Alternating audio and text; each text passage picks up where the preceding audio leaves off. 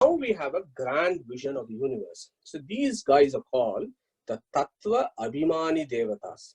Okay, so now the Devatas of Vedic philosophy is quite a field into itself, and you can spend days, weeks, months, whole lifetime studying about this. So now there are various categories of Devatas in Vedic philosophy. You have the Tattva Abhimani Devatas, you have Atattva Abhimani Devatas, you have Karmach Devatas, Ajana Devatas, and so on and so forth. So here what I have listed is the 24 Tattva Abhimani Devatas.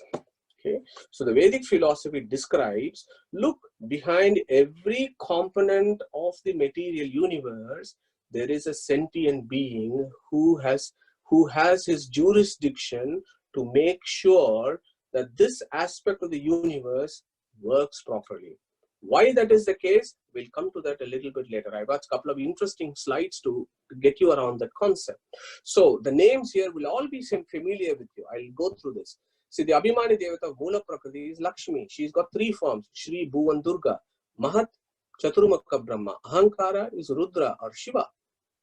And this guy is key. Shiva is key in creation because he does all sorts of things. He does all sorts of 5 different aspects of the universe, the Tanmatras, the Bhutas, the Karma Indriyas, Jnana Indriyas, the 5 components of Manas, all these 5 comes from Rudra. So Rudra, we all are familiar with Rudra. Now, if you go to the Panchabhutas, look at Ganesha. He is sitting there. He is the Abhimani Devata of Akasha. And I want to I want to describe an example at the tail end of this presentation of where Ganesha is placed in the Vedic pantheon. He looks after the material sky. Akasha is his portfolio, as it were. Okay. Shiva looks after primarily the mind, along with Garuda and Sesha. The mind has got various devatas who control it. You have Garuda, Sesha, Rudra, Indra, Kama, Brihaspati, Chandra, Parvati, Brahma, Lakshmi. They all have an influence on the mind. But the chief ones are Rudra, Garuda, and Sesha. Okay. If you look at Karma Indriyas, if you look at your walk, the speech, yeah, you have Saraswati, Bharati, Parvati. These are all devatas who have the jurisdictions of controlling the walk. If you look at your Jnana Indriyas, your hearing is Chandra, okay, and your eyes is Surya. So they all have these portfolios. Grahana is interesting, Ashwini. Grahana is smell. You smell through your nose. And what are the nose? Nose has got two nostrils. And for 2 nostrils, you have the Ashwini twins. They look after it. Yeah. So if you look at Buddhi, your intelligence, Saraswati, Bharati, Parvati, they all play a role in these aspects. That is the components. Remember, I want to remind you, this is still the Brahmanda, pre-Brahmanda that we are talking, where all these evolutes have happened. So the system in Vedic philosophy is consciousness is behind it, have a portfolio and jurisdiction to make sure that that component of the material universe is working properly. Yeah. So that is the portfolios of devatas in Brahmanda. What about in Pindanda, which is our body? And we spent a lot of time talking about this in our sessions before, and I've listed them here exactly where they are placed. So eyes, Surya is your Abhimani Devata of your eye. Okay, and for your speech, Agni, Saraswati, Bharati, Parvati, they have the portfolio. Okay, for your urination and defecation, Mitra and Yama. Okay, hands is very important. Hand is the most important karma indriya. Indra is the Abhimani Devata for that. For hearing, it is Chandra.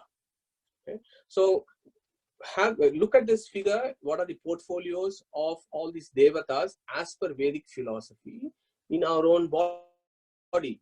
So what immediately recognizes the portfolio in the Brahmanda and the portfolio in the Pindanda are exactly the same. So they are doing the same function. Now, so this figure, the next figure, Abhijit, essentially says, we have summarized this slide before. It's basically how do the souls receive sense input from external world. They have 5 senses. It goes to the brain, it goes to the mind, and then the soul receives that information and says, yes, I am conscious of this knowledge. Yeah. Similarly, how do the souls perform their activities? The soul is the doer. We discussed that last week or the week before. That he's a doer and he uses his intellect, his mind, sends information to the brain, and from there to the various karma indriyas, and he does various actions. Okay, and your devatas that we are talking about all have some roles in that as per Vedic philosophy. Moving on to the next slide. This I hope you will find interesting. The way initially is quite complicated, but when you start thinking about it, how does a BMW company work? It all makes sense. Yeah. So for a BMW, if you say your car, remember in Kataka Upanishad, we say Shariram Ratamevacha. So this Sharira is the Ratha, this Sharira is the chariot. So if you take that analogy and you say this Sharira is the BMW car, the BMW car, how is it made? I went into the BMW website to see what are all their departments and how they do it. They have a press shop where they press all the metals. They have the body works where they make the bodies. They have the paint shop, and then they have the assembly section where everything is put together. Then they have a seat production, and then they have an engine production. So there are at least 6 key departments, and then you have a car. So similarly for your body, you have the various departments that all needs to be put together for your body to work. And of course, you need servicing, you need parts and maintenance, because each component can be opened up and then each component will not work some point of time. So you will have to go to the supervisor of that particular department and get that thing sorted out. So your body is exactly like a BMW car. And that exactly is the view of the Vedic philosophers. They have said this body has got various components. Each component of this body has got a department that looks after it, and they're all under a control, because that is the management structure. They're all under a management structure. So on the left, if you look at the corporate structure of BMW, you have the apex, you have the president or the chairman, could be our Vishnu there. Then you have the top level guys, and then the various management structure that is operating in a company like BMW. If a simple company like a BMW can have these kind of structures, why not this big machine called the universe, which is so complicated and which is so big? Why can't we have a similar management structure? And that is the view of the Vedic philosophers, that there has to be a management structure to this big universe. So my view on this, the way I think about this, is Vishnu is the chief executive, Lakshmi is the chief financial officer, Brahma is the chief operating officer, and from Brahma goes the management hierarchy of running this universe. And if you go to the next slide, I have summarized what that management structure of the universe actually looks like. So what I have done for our benefit is I've extracted all the information from the various Upanishads and scriptures, and I've given you a ranking from 1 to 25.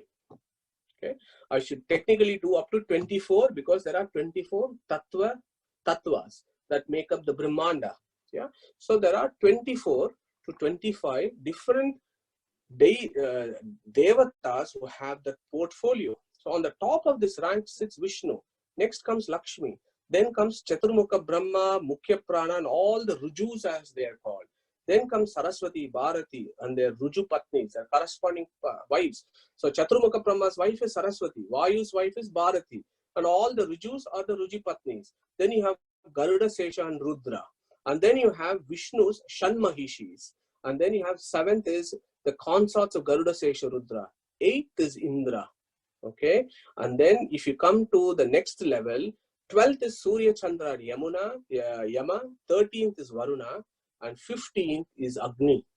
Narada is 14. Look where Ganapati is coming. He is ranked 18th in the Vedic system. His brother Shanmukha is also coming there. We'll talk about him in a couple of slides. He is also in rank 18. He is the chief of the Devas. Of the Devas army, he is the chief. He comes also in rank 18. Then it's so on. So the Vedic philosophy is quite interesting, that it talks about this management structure, which is the Vedic pantheon, and it gives them ranking and says, this is where they all come. Yeah, it is up to us to accept it or not. But if we believe Vedas is our supreme source of knowledge, everything that comes from the Vedas is authentic and confirmed, then we will have to take this as the Vedas say. If you look at Aitareya Brahmana, it says, Agnir Vai Devanam Avamo Vishnuhu Paramaha Tad Antaraha Sarva Devataha.